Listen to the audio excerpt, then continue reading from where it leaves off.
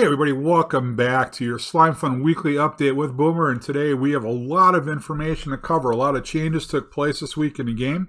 Let's dive right into it. We're going to start with Infinity Expansion.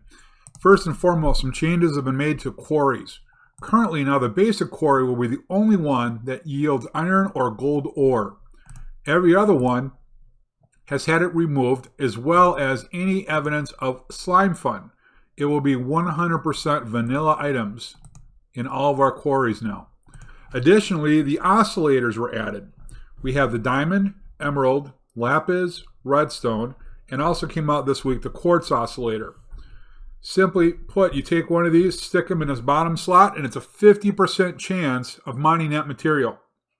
So you either can get cobble, redstone, quartz, gold, iron, but you're going to get an insane amount of lapis. Is this particular item no P? No, I don't believe it is. And additionally, this is where this kind of like last week or so has been talking about benefits of the server and performance versus materials and gathering stuff. And this is all kind of tying in to what I talked about in the last tips and tricks. By being able to focus on lapis or focus on diamonds, especially if you're making singularities, okay? On my base, where I play on the Royal MC server, I have 80 void quarries.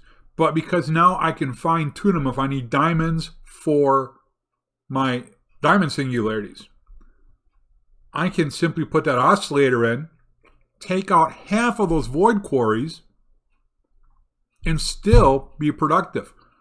Matter of fact, out of those 80, I could probably run 20 diamond and 20 emerald, or even 10 emerald, 10 redstone, 10 quartz, and I'll probably still be able to run 2, if not 3 singularity constructors for all of these.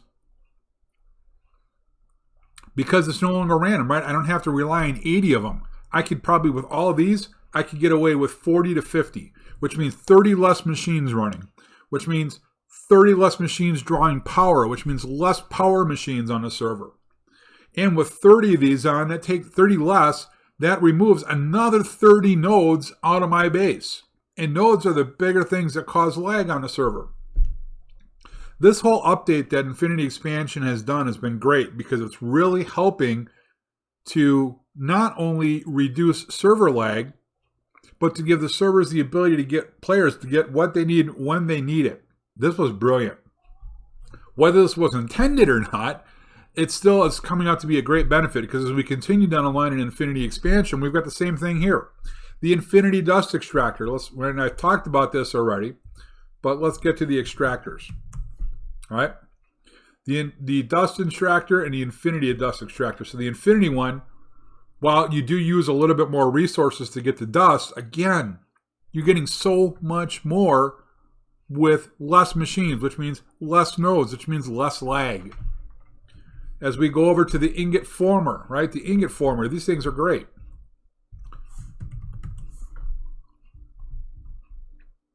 And a regular Ingot Former here? Yeah, okay. So 8 dust gives you 4 ingots. Now again, it does use twice the resources.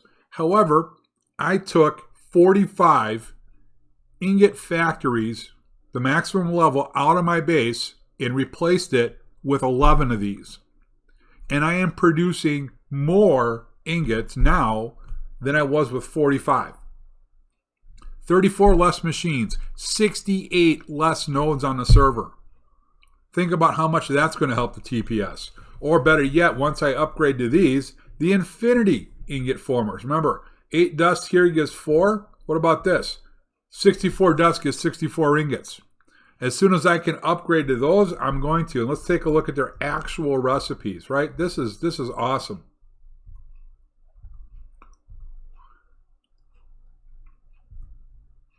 So it takes 6 Ingot Formers to give you the speed of 16 of them. Now granted, you've still got to do your void, your infinity ingots, and your circuits. One of these machines had the potential to replace close to 64 Ingot Factory 3s. That's 63 less machines on the server. That's 126 less cargo nodes on a server. That's 63 times power that wasn't being drawn. However, this does draw more power. 12,000 joules. But if I were to go back and look at an Ingot Factory 3, this one draws 40. So if I took 64 off, that's 2,400 joules. 2560. So yes, the new machine will draw 4 to 5 times power, but if you're playing up in this game anyways, you've got the power to handle it. You really do.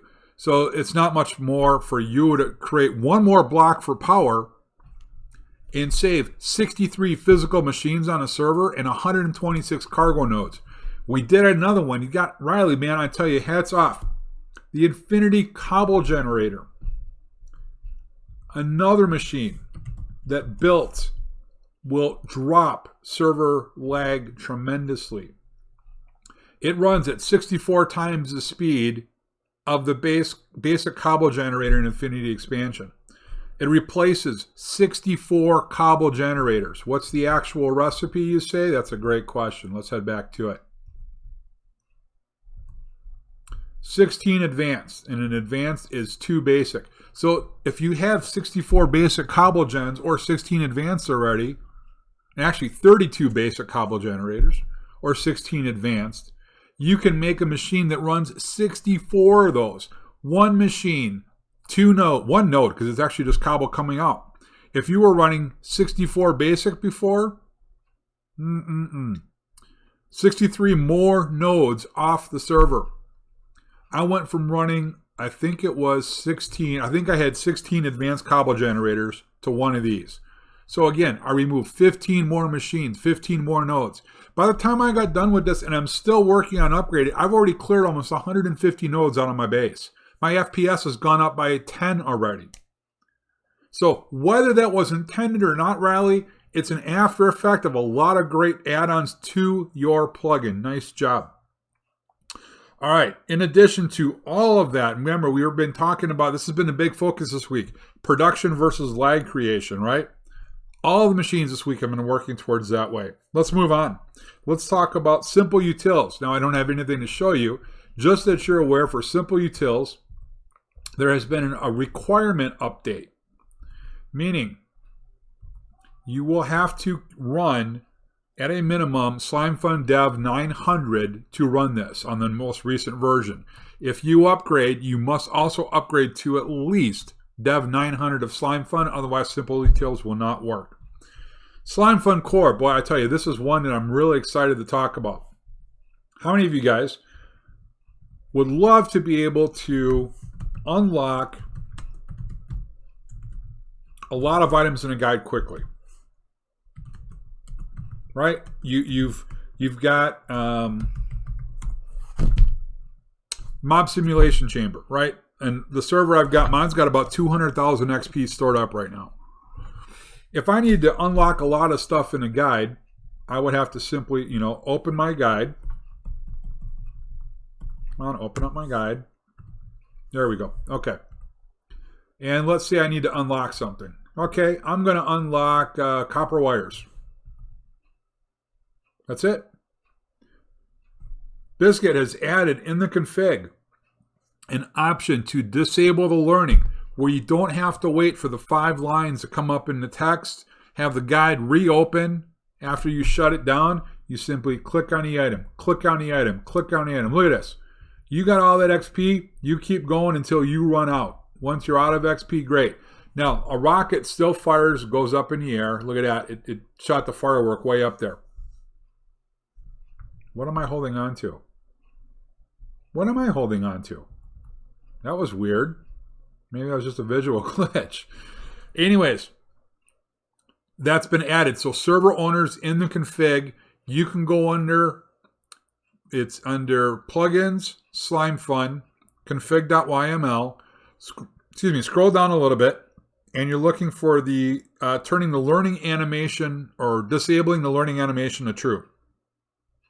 In addition, in the core, the duplication bug with holograms. When you pick up a hologram, you had those leftovers. They believe they've got it fixed.